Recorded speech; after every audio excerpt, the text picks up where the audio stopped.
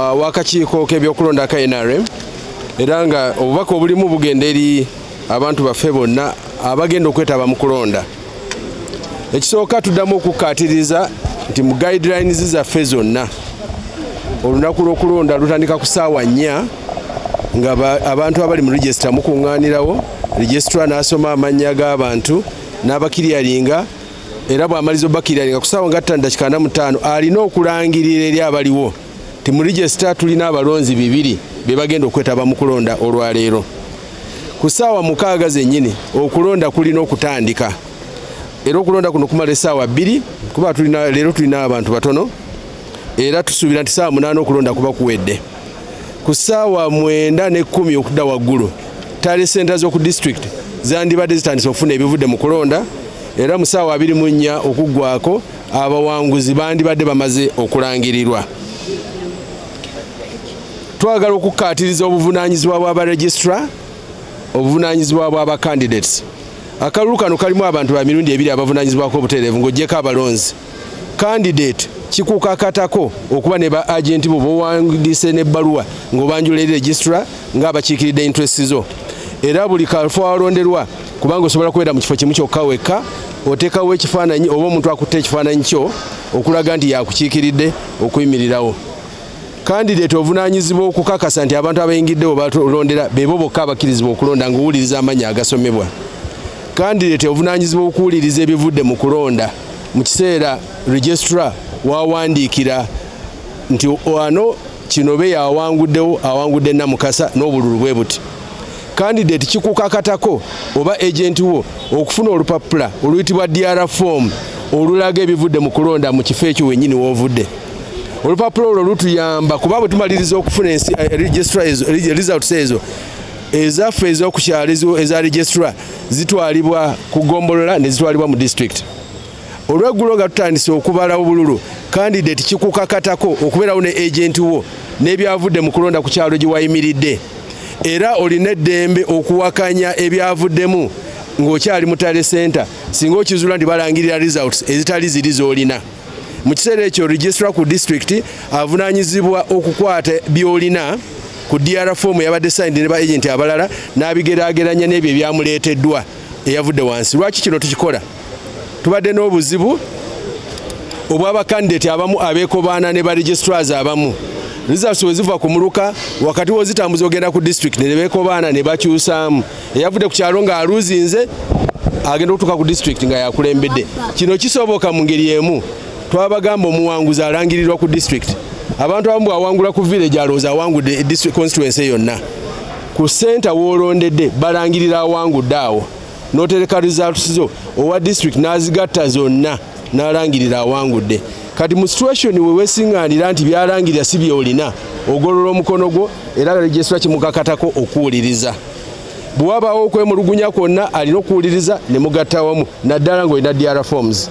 Twabadde mu tale centers ezimu olinaga nti wano bampadde entono nti leeta fomu yeraga nti ntono nga talina yadde notebook mwawandiika.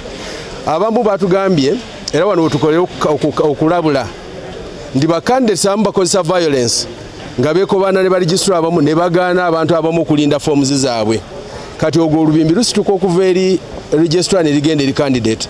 Bwe kibeera approved ndi wakozesa okwekalakasa n'okukanga abantu n'olemesa abantu okukola enkalala olwo ate kati obuzibu bugenda eri candidate era tribunal esobola okusabibwa okusazaamu. Obuvunaanyizibwa bwa registrar soma amannya g'abantu abaliwo, langirira amannya g'abantu abaliwo, abantu bagambe bayimirire mu nkalala z'okwesimbawo n'okulonda, balo bivuddemu birangirire ng'oyogerera ku muzindaalo nga buli muntu byalanze obiwulira. Kwata aba agent obayite babeerewo ng'osayininga ku fomu za DR, buli omu omukwase fomu ye okwate eyiyo ogitwale ku LC2, LC2 agiwe 3 agitwale ku district.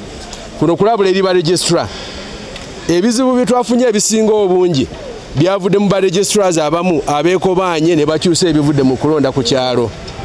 President waffe yalangiridde n'awa CID obuyinza nti omuntu yenna asangibwa nga akoze kino akwatibwa era wetwogerera abamu olwedde bali mu poliisi. N'olwekyo tuddamu okubalabula. Candidate aneekobaana ojja kusazibwamu. Registrar aneekobaana ojja kukwatibwa era poliisi ejja kumala kuwuliriza musango gyo bw'ozuulibwa nga tolina musango balyoke bakute. Tetwagala abaagala okuseketera enkola yaffe okwonoona okulonda kwaffe okubadde kutambula nga kugenda bulungi.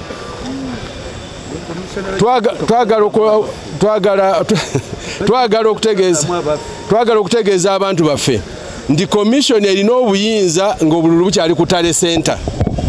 Amateeka g'okulonda kasita wabaawo omuntu yenna alangiriddwa oba mu bukyamu oba mu butuufu naye nga okulangirira kwe kufulumiziddwa, emikono gya komishoni gibeera misibe. We cannot redeclare mu kitundu kyonna we bamaze okulangirira omuwanguzi. Eddembe ly'abeesimbyewo liri ki? Kuŋŋaanya obujulizi bwo nga bwe nkugambye okuva eri wansi, bw'okakasa nti gwe balangiridde mu kyamu, jangu oleete eddoboozi mu tribunal. Abeesimbawo abamu olw'okuba buno obululu bwa misana bugenda okutuuka akawungeezi nga naye ategedde bamuwangudde. Tutuuka ku Tale Center nga nabo tebaliiyo. Nze nali esembabule nga ku bakandidate abandi mu kulonda bonna, half of them tebajja na mu Tale Center. Twamanya nti amagye gaatugaana. Twamanya nti amagye gaateekawo roadblock ne gatuziiza okujja ku Tale Center. Watutaasa. Mwami Ssekikubo namuwa offer yenyize kennyini nti nja kuteeka mu mmotoka yange nkutuse mu Tale Center teyajja wendi. Sooka olindeko nalise lindako. Eb'emyaga waliyo. Ojja kukola press conference eyiyo. So njagala obategeeza. Buulire eggwanga ebituufu. Njagala obategeeza nti candidate yenna yemulugunya genda mu Tale Center. Togenda ku TikTok na mawulire. Ne petition zo mba muzikola ozireete wana oli tribunal. Naye abazikolera mu mawulire, abazikolera ku radio tojja kufuna justice. Ekyomukisa omubi nti bamu ku bakandidate baffe be bannannyini vulugu, kati bwe basinkana vulugu ne vulugu n'asisinkana bufuuka obuzibu. Ffe ng'abazadde ba NRM Abaganda bagamba nti agagenda omuto omukulu yakola ki? Yayoola.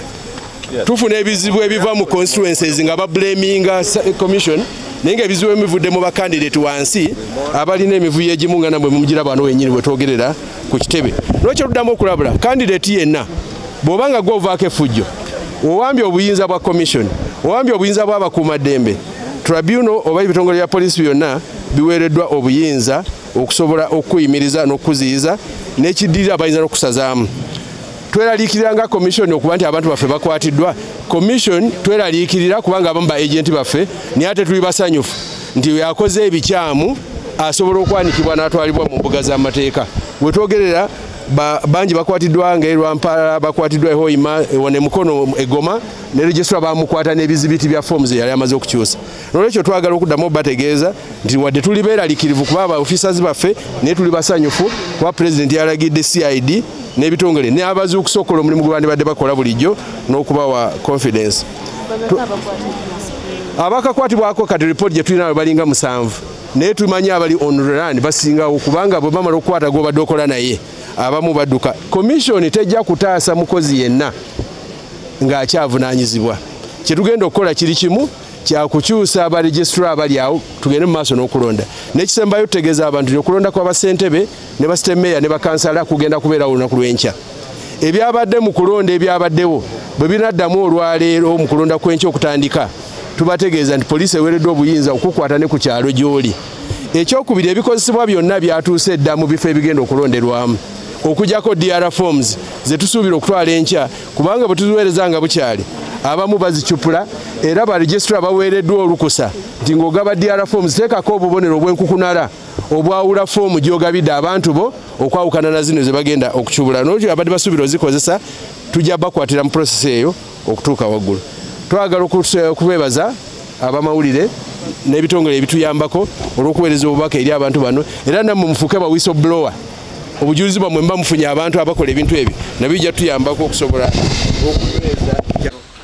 Bw'osoomooza DR form eza ofisa waffe zaakoze leeta ezizo okakase nti zaalina za njawulo naye bw'ogamba tojja kubeerawo electoral commission ejja kutumira DR form yokka gy'erina naye gwe bw'oleeta eyiyo nti wano olaba nafuna obululu 2 baawandisa 3 we shall listen to you.